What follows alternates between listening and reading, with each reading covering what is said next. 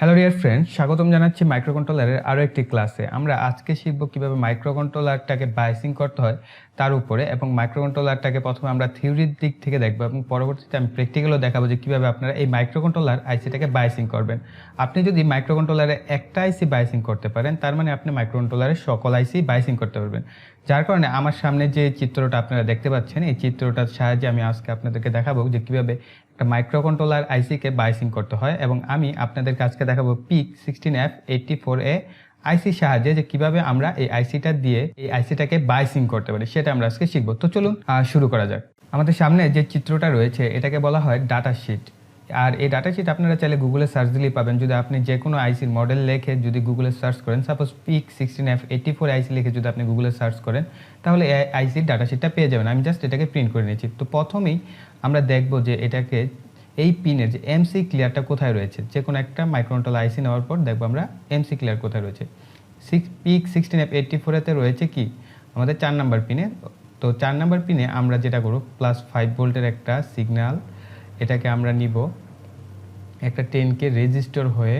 তারপরে এই 10K রেজিস্টরের সাথে আমি একটা ক্যাপাসিটরকে কানেকশন করব। ওকে, তো আমি এখানে একটা 104 পিকোফ্যারাড মানের ক্যাপাসিটর লাগাবো, এবং এই ক্যাপাসিটরের অপর প্রান্ত চলে যাবে গ্রাউন্ডে। তো আমি এটাকে একটু ডিফাইন করে নিচ্ছি। এটা হচ্ছে 10K রেজিস্টর,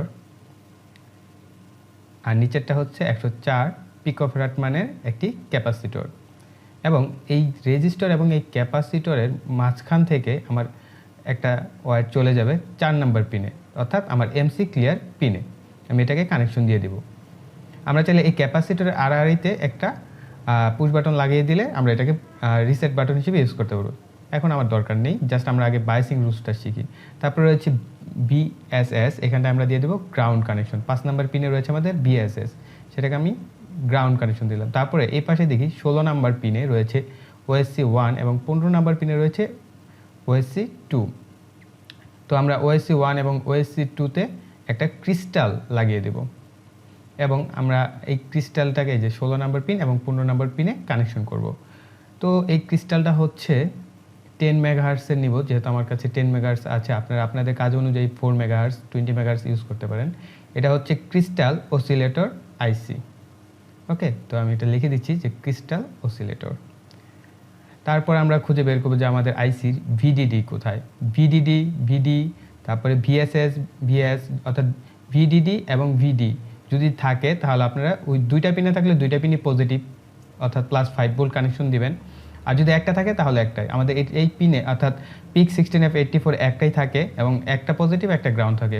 আর PIC 16F877-এ গ্রাউন্ড থাকবে দুইটা, ভিএসএস এবং ভিএস। ওকে, তো এগুলো একটু খেয়াল করে জাস্ট কানেকশন দেবেন। আমাদের এখানে দেখেন 5টা পিন রয়েছে, যেগুলো হচ্ছে আমাদের বাইসিং পিন, এবং বাকি পিনগুলো দেখাচ্ছি। যেমন RA0, RA1, এটা হচ্ছে RA2 এবং RA3, অর্থাৎ 4টা পিন। ওকে,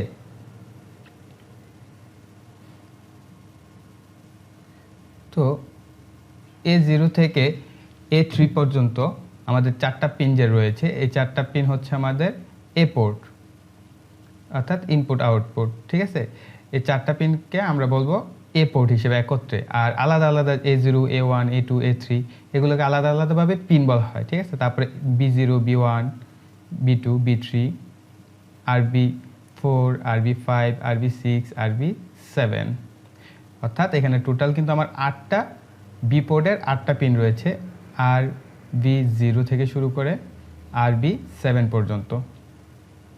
ঠিক আছে, তো এখানে রয়েছে আমার 8টা পিন, হ্যাঁ 8টি পিন রয়েছে, যেগুলোকে আমরা টোটাল ইনপুট আউটপুট হিসেবে আমি এই বি পোর্টের 8টা পিন ইউজ করতে পারবো, এবং এ পোর্টেরও 8টা পিন ইউজ করতে পারছি। ঠিক আছে, তো একত্রে এই পিনগুলোকে বলা হয় বি পোর্ট। RB0 থেকে RB7 এবং RA0 থেকে RA3 পর্যন্ত যে 4টা, তাদেরকে বলা হয় এ পোর্ট। ওকে, তো টোটাল আমরা 12টা পিন পাচ্ছি 16F84 আইসিতে। 12টা পিন পাচ্ছি ইনপুট আউটপুট হিসেবে, অর্থাৎ আইও পোর্ট, যেটাকে আইও পোর্টকে বলতে বোঝায় হচ্ছে ইনপুট আউটপুট পিন।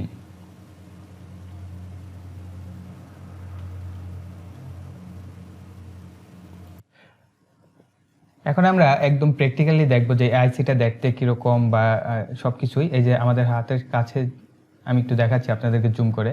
এটা হচ্ছে দেখেন আইসিটার উপরে একটু কাটা অংশ রয়েছে, ক্লিয়ারলি দেখা যাচ্ছে না হয়তোবা।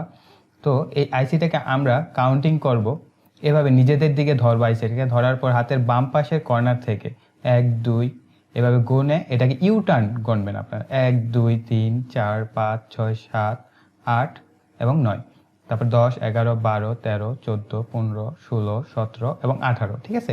এভাবে ইউ টার্নে আপনারা আইসিটাকে গণবেন, ঠিক আছে। আমি এটার উপরে বসিয়ে দিই, তাহলে বুঝতে পারবেন এইভাবে থাকবে, ঠিক আছে। আমাদের ডাটা শিটটা নিয়ে আপনারা এইভাবে বসিয়ে তারপরে হিসাব করবেন, ঠিক আছে। তো আমি আবার দেখাচ্ছি যে 10K রেজিস্টার, এটা হচ্ছে আমাদের হাতের কাছে যে রেজিস্টারটা, এটা দেখতে পাচ্ছেন 10K মানের একটা রেজিস্টার। ক্লিয়ার হচ্ছে না, ঠিকঠাক মতো ঝুম হচ্ছে না, ওকে। যতটুকু বোঝা যায়, আপনারা যেহেতু 10K রেজিস্টার চিনেন, তো এটাকে আর দেখানোর কিছু নেই, ওকে। 10K রেজিস্টারটা থাকবে এইভাবে। আমি দেখাচ্ছি যে বাস্তবে আপনারা কীভাবে কানেকশনটা করবেন, এবং প্র্যাকটিক্যাল আমি একটু পরেই দেখাবো। তারপরে এটা হচ্ছে 104 পিকোফ্যারাড মানের ক্যাপাসিটর, এটা বসবে এই জায়গাটায়। আগে আমি আপনাদেরকে কম্পোনেন্টগুলোর সাথে পরিচিত করে দিচ্ছি যে রিয়েল দেখতে কীরকম, ঠিক আছে, তাহলে আপনাদের কানেকশন করতে সুবিধা হবে।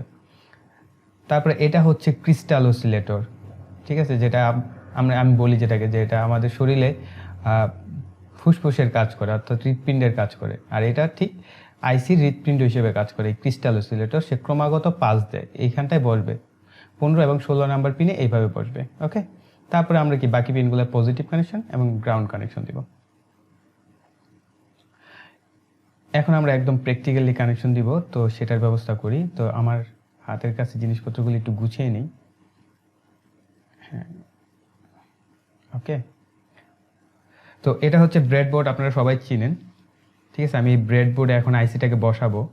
আমার PIC 16F84 আইসিটাকে এখন ব্রেডবোর্ডে বসিয়ে দেব সুন্দর মতো। তো এই আইসিটাকে ঠিক মাঝ বরাবর বসাবেন আপনারা যে মডেলের আইসি নেন না কেন, সেটাকে মাঝ বরাবর বসালে আপনাদের জন্য কাজের সুবিধা হবে, ঠিক আছে। আইসি এটা মাথায় রাখবেন, যাতে আইসির এই যে এইভাবে ঠিক মাঝখানটায় বসিয়ে দিবেন, ওকে। এই যে শক্ত করে বসিয়ে দিলাম। আশা করি বুঝতে পেরেছেন কিভাবে বসাতে হবে এটা। এইভাবে মাইক্রোকন্ট্রোলার আইসিটাকে বসাবেন। বসানোর পরে আমার প্রথম কাজ হচ্ছে কি 10K রেজিস্টার নেব, ওকে। তো আমি ব্রেডবোর্ডের একটা প্রান্ত লাল রঙের যেটা রয়েছে, এই প্রান্তে আমি +5 ভোল্ট আনবো এবং নীল প্রান্তের আমি গ্রাউন্ড আনবো, ওকে। তো আমি লাল প্রান্ত থেকে এখন এখানটা থেকে আমি একটা রেজিস্টর নিয়ে যাব। রেজিস্টরটাকে বসাই সুন্দর করে,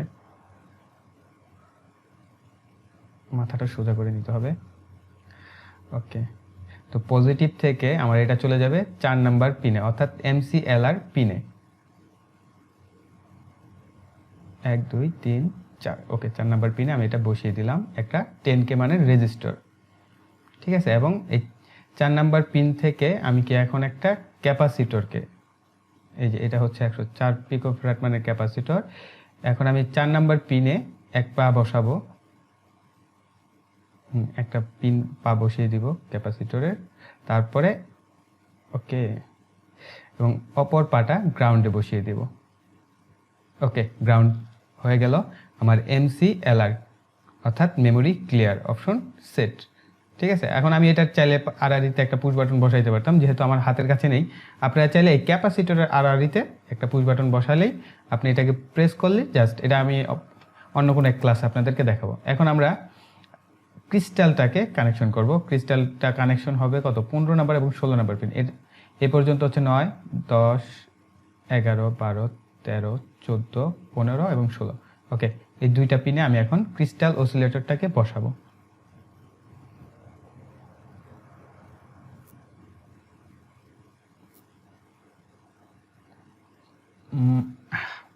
ওকে, তো পুরোপুরি সেট ক্রিস্টাল অসিলেটর। এটা আমি 15 নাম্বার এবং 16 নাম্বার পিনে বাইসিং করে ফেললাম। এই এতটুকু হচ্ছে এই যে কোনো আইসির, আপনার যে কোনো মাইক্রোকন্ট্রোলার আইসি হাতে পাওয়া মাত্রই আপনি আগে এই কানেকশনটা করবেন, ঠিক আছে। এখন আমরা মেন একটা পার্টে যাব।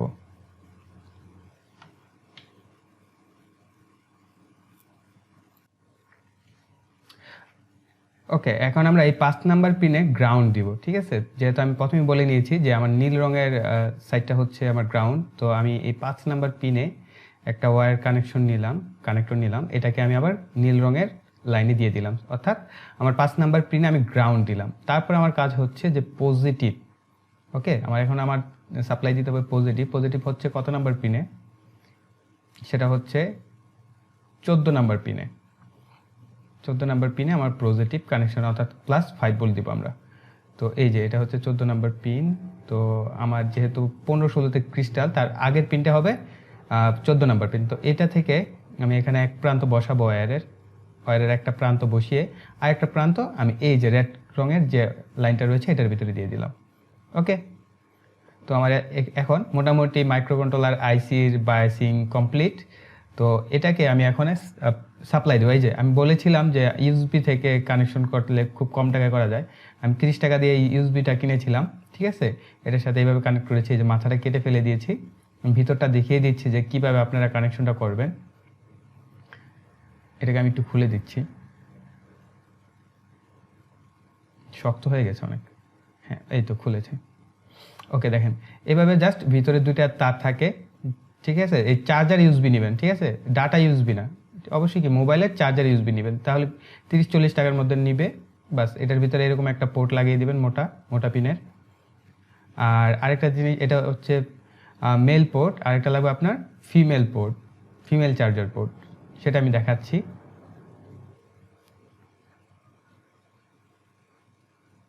তো এটা হচ্ছে আমাদের পাওয়ার ব্যাংক, আমি এটা থেকে পাওয়ারটা নিব, পাওয়ারটা সাপ্লাই দিব। ওকে, এবং এটা হচ্ছে আমার ফিমেল চার্জার পোর্ট। এটার পিছনের যে পিনটা রয়েছে এটা আপনারা পাবেন পজিটিভ +5 ভোল্ট, এবং একেবারে সামনের যেটা দেখতে পাচ্ছেন সেটা হচ্ছে গ্রাউন্ড পাবেন, ঠিক আছে? তো আমি এটাকে এখন বসাবো, ব্রেডবোর্ডে বসাবো। ওকে, তো এইভাবে ব্রেডবোর্ডে বসিয়ে দিলাম। ওকে, তো আমার চার্জার বসানো শেষ। তো আমি এটাকে এভাবে প্লাগ এন্ড প্লে করব। ওকে, গুড। এখন আমি যেহেতু এটার ভিতরে কোনো প্রোগ্রাম করিনি, সেহেতু আমরা আউটপুটটাকে পাবো না। আমি এখন জাস্ট এটার সাপ্লাইটা দেখাচ্ছি। তো এটার পিছনের পিন থেকে পজিটিভ, আমি এটা রেড রঙের যে লাইনটা চলে গেছে সেখানটায় বসিয়ে দিব। ওকে, তো আমি এটা পজিটিভ দিলাম। এখন আমি একটা গ্রাউন্ডের জন্য, অর্থাৎ আইসির গ্রাউন্ডের জন্য, ঠিক আছে, তো আরেকটা ওয়্যার নিব। এটাকে যেহেতু আমি সামনের যে পিনটা সেটা হচ্ছে গ্রাউন্ড, তো এটাকে আমি নীল রঙের সাথে কানেক্ট করে দিলাম। ওকে, একটু ওয়্যারগুলো ছড়িয়ে দিই, তাহলে আপনারা দেখতে পারবেন। হ্যাঁ, এটা চলে এসেছে রেডে এবং পরেরটা, ঠিক আছে, গ্রিনে। এখন যেহেতু আমি কোনো রকম প্রোগ্রাম করিনি, কিছু করিনি, আজকে শুধু আমরা বায়াসিং শিখবো, তার জন্য আমি একটু জাস্ট আপনাদেরকে কনফার্ম করছি যে তার জন্য একটা জাস্ট এলইডি আর একটা 1K রেজিস্টর নিয়ে আমি কানেকশন করব, যে হ্যাঁ আমার এই জায়গায় সাপ্লাইটা আমার আইসি পেয়েছে। এটার জন্য আমি সবসময় করি, চাইলে আপনারাও এই কাজটা করতে পারেন, যে আইসিটাকে আপনারা একটা এলইডি আগে পাওয়ার থেকে যখন একটা এলইডি কানেকশন করবেন, তাহলে বুঝতে পারবেন যে হ্যাঁ পাওয়ারটা পাওয়া মাত্রই যে হ্যাঁ ওকে, যে আমার বাতিটা জ্বলেছে। তার জন্য আমি সবসময় একটা এলইডি কানেকশন করি, চাইলে আপনারাও করতে পারেন।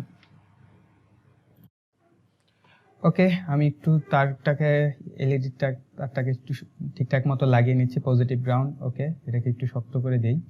এখন আমরা পাওয়ার সাপ্লাই থেকে এটাকে পাওয়ার দিব। ওকে, দেখছেন বাতিটা জ্বলছে, তার মানে কি আমার আইসি ঠিকঠাক মতো পাওয়ার পেয়েছে, +5 ভোল্টই পেয়েছে, ঠিক আছে? তো এটা ছিল আমার আজকের মাইক্রোকন্ট্রোলার আইসি বায়াসিং। আমরা আস্তে আস্তে প্রোগ্রামিং শিখবো এবং প্রোগ্রাম করে ইনপুট আউটপুট পিন সহ সবকিছুই দেখবো আস্তে আস্তে। তো আশা করি ততদিন আপনারা আমার সাথেই থাকবেন। এখন আমি একটু আপনাদেরকে আবার প্রিভিউ করে দেখাচ্ছি। এই হচ্ছে কানেকশনটা সম্পূর্ণ। ওকে, তো আশা করি আপনাদের এই কানেকশনটা একদম ক্লিয়ার। আপনারা চাইলে ব্রেডবোর্ডে এটাকে কানেকশন করতে পারবেন। আর এটা হচ্ছে আমার ইউএসবিটা, আমি আরেকবার দেখিয়ে দিচ্ছি। আপনারা ইউএসবিটা নেবেন, চাইলে পাওয়ার ব্যাংক ইউজ করতে পারেন, চাইলে এটাকে আপনারা চাইলে মোবাইলের চার্জার ইউজ করতে পারেন। তবে ওই ক্ষেত্রে মোবাইলের চার্জারে যদি ইউজ করেন, তো ওই ক্ষেত্রে আপনারা অবশ্যই কি আইসির পূর্বে একটা LM7805 ইউজ করবেন, ঠিক আছে? চাইলে এটাকে পিসির ইউএসবি হিসেবে ইউজ করতে পারেন। তো আশা করি ভিডিওটি আপনাদের ভালো লেগেছে, আর ভালো লাগলে কি অবশ্যই একটা লাইক দিবেন এবং কমেন্টে জানাবেন যে আপনাদের কীরকম লাগলো, আপনারা নতুন কিছু অবশ্যই শিখতে পারছেন কিনা সেটাও আমাকে জানাবেন। আর যারা প্রথমবারের মতো আমাদের চ্যানেলটি ভিজিট করছেন অবশ্যই কি চ্যানেলটিকে সাবস্ক্রাইব করবেন এবং বেল বাটনটিকে অ্যাক্টিভ করে রাখবেন। এই বলে এখানেই বিদায় নিচ্ছি। ধন্যবাদ সবাইকে।